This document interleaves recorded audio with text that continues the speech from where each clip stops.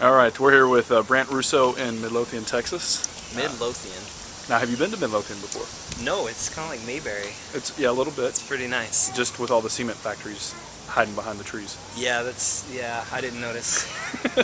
It's nice. I mean, it's not LA, so. Yeah. Tell us a little bit about who you are and what you're doing here. Oh, shoot, who am I? I'm still trying to figure that out.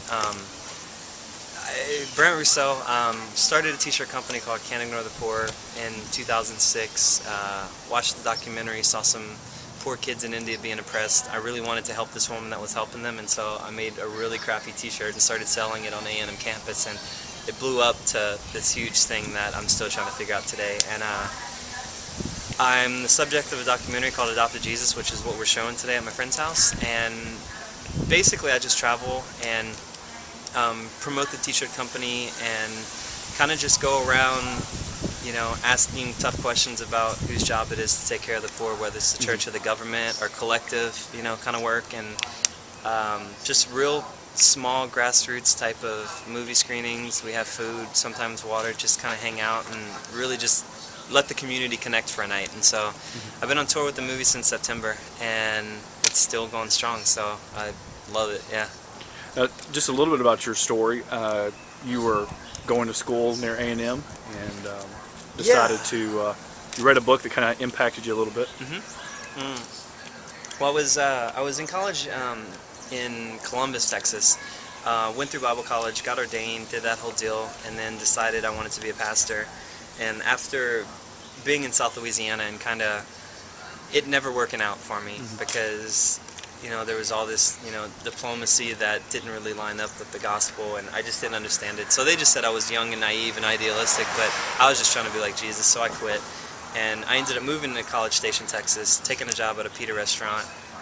Started small, you know, like washing dishes, then delivery, and then I ended up managing the place. But I read Shane Claiborne's Irresistible Revolution during like days that I was waiting for delivery. So I'm just reading it in the windowsill, crying and feeling like there's something so wrong with my life, and you know that I needed to do more and figure out who Jesus was. And so yeah, I legitimately went from managing, you know, this restaurant, working at a bookstore, having a nice apartment, a brand new car, and I just sold everything and gave all my money out and started traveling and living on the streets just because I wanted to figure out who Jesus was. And that was 3.5 years ago now. That's kind of the ultimate combination, I guess, of becoming maybe a monk and minimalism, or yeah, you know, just kind of tossing everything aside. Well, I mean, there was really no one aesthetic that I was trying to follow. It's just, you know, I knew that I needed to get rid of what I had because I didn't understand how it felt to need God. I mean, I managed a restaurant, I had free food, I had health insurance, I had an apartment, I had a car. I legitimately, the only times I would thank God was when things are good, and I would seek God when things are bad. And I mean, I think that's mainly, you know, like our American relationship with God most of the time. And so for me to say that I'm a disciple or even a minister and then read his mandates to the disciples and scoff at him as if, you know, Jesus, you're stupid. No one would ever do that. You can't expect anyone to truly give up their lives and lay down their ambitions like this. And just the fact that I was doing that and having that internal conversation, I was like, this is so pathetic. Like, it's crazier for me to have this conversation than actually do this. Yeah.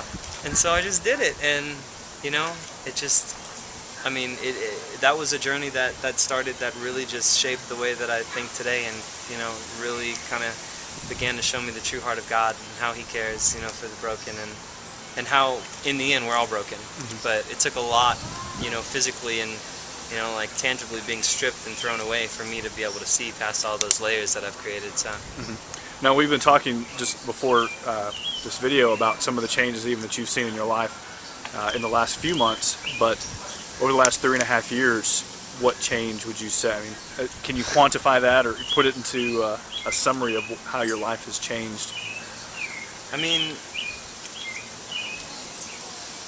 at the end of the day, you know, I mean, the first time I felt God speak to me in a long time was within, I think, 5 days of me being homeless. I broke down. I bought a Volkswagen bus. That I romanticized the idea too much. A little bit of Donald Miller in my veins, and I bought a Volkswagen in Portland, Oregon. Started driving back to Texas, no direction, no idea, and I broke down in Twin Falls, Idaho, and I was walking because I had no idea what to do.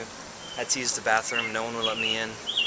finally, I have this backpack, and I didn't understand why I couldn't bring it in. And they thought I was going to steal, but I wasn't going to leave it out because it's all I had left. Of all the stuff I gave away, I still wanted this little backpack. And It's kind of like the jerk and his lamp. Steve Martin. exactly, or the debt being, repaid, and you're trying to get your, money back or whatever. Like, this dog comes up and poops right in front of me, and I was so astounded by that. I was like, this little puppy can, like, take a crap on the ground in front of me and retain its dignity. And I felt like God was like, you're worse than an animal. Like, you're worth nothing right now. Are you ready for me to use you?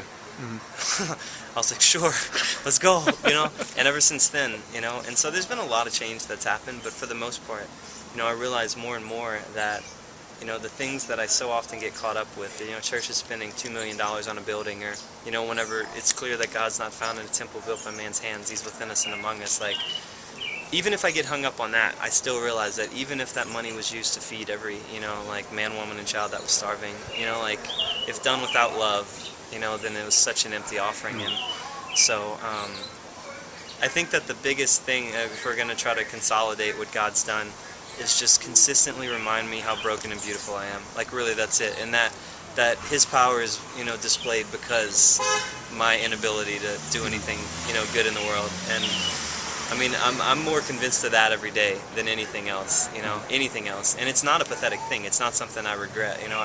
I wish that I felt like I could do more, and my ability could. But whenever there's this, and I'm this small speck, like, it's good to be reminded of how small you are, because then, that's when His glory is on display. And so. And I imagine that's helped you with. You've gotten a lot of criticism along the way, and I imagine that mindset has helped with that. Yeah. Well, I mean, like, God chooses, the broken to display His power, and like, most of my criticism are from Christian folks, and I dare to say that they struggle with the exact same things that they're criticizing me, for. And it's just really sad that, behind every single bully pulpit is a broken person that's in need of as much love as I am. And for some strange, odd reason, we'd much rather criticize so that we can have a little more leverage in our sin than just, be real. And I mean, I have kids that come to me and they're like, what do I do to get closer to God? I was like, just get on Facebook and write every bad thing that's in your heart for everyone to see. I was like, you will never feel closer to God, because I was like, the root of humility is humiliation. And they're like, oh, I can't do that, because then these people would see. I was like, the only person that matters already knows all the dirt.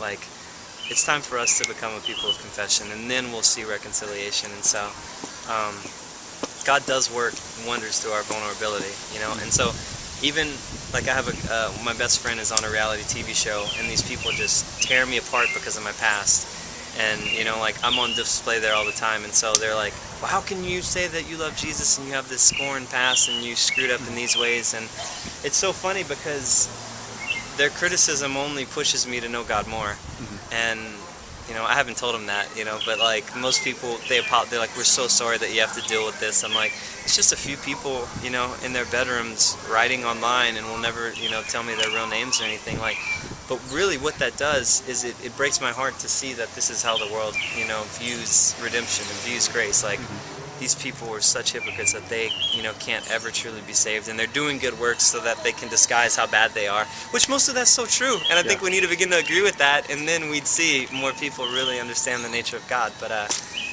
criticism, I mean, that's, what's a life without pressure? So if you could give a message to the worldwide global church.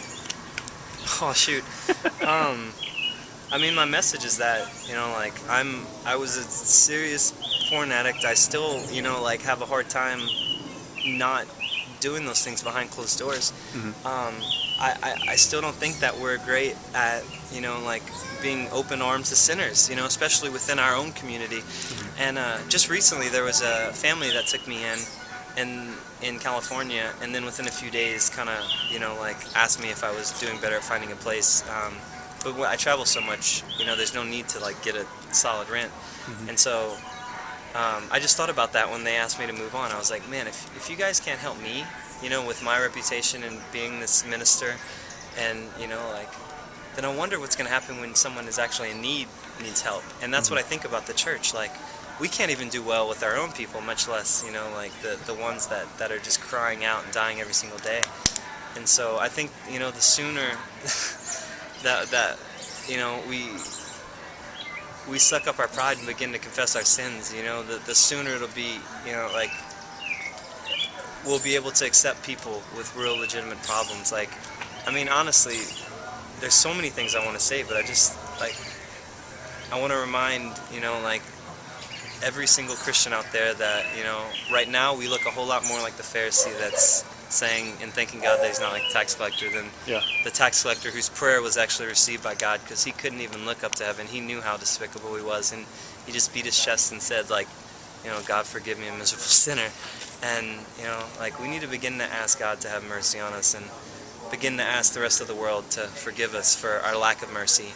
And I mean, you'll see revival, like, you really will. It's that easy. I've seen it in the 2 days of my tour already, you know. In the month left, I pray for the same kind of thing. But just quit faking. Take off your freaking mask and learn to love yourself so that you can actually go out and love. Like, shoot.